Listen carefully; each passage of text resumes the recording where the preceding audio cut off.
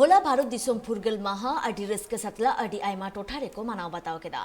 उनका के अब बो नेला का जे झारखंड पोनत रे हो अडी रस्क सतला जेएमएम रेन अगुवान को पालाव बताव केदा और उनका गे ओना माहा बाबते झारखंड रेन बीजेपी पोनत पार्से दीपक प्रकाश और मारे सीएम बाबूलाल मारांडी किन मनाव बताव केदा और किन ले केदा जे भारत नित विश्व गुरु बेनाव लगिते सापराव रे मेना आकादिया और चिदा से निया धाव फुरगल महारे सनाम होड़ा जुमित नियन न्यामकना।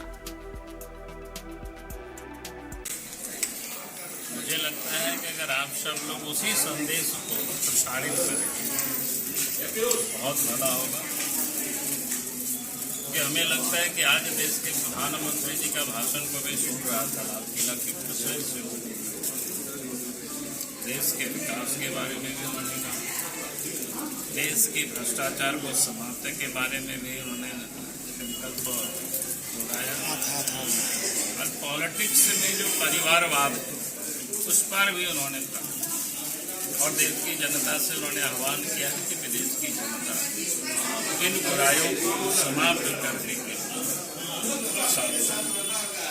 मुझे लगता है कि देश के प्रधानमंत्री के इतना बड़ा संदेश के बाद फिर हम लोग कोई और अतिरिक्त संदेश दें तो कहीं से भी कोई उपयुक्त नहीं है। आप सब लोगों से भी मेरा विनम्र प्रार्थना है, देश के प्रधानमंत्री जी का उस संदेश को आप सब लोग कम से कम आज दिन भर बार बार उसको अमृत महोत्सव मना रहे हैं। देश के आजादी के 75 वर्ष और उन शहीदों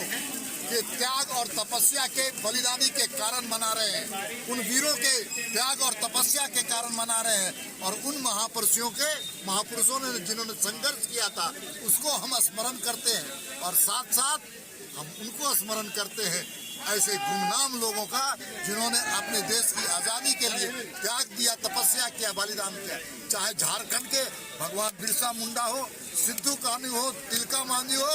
और साथ में पांडे गणपत राय हो, चाहे हमारे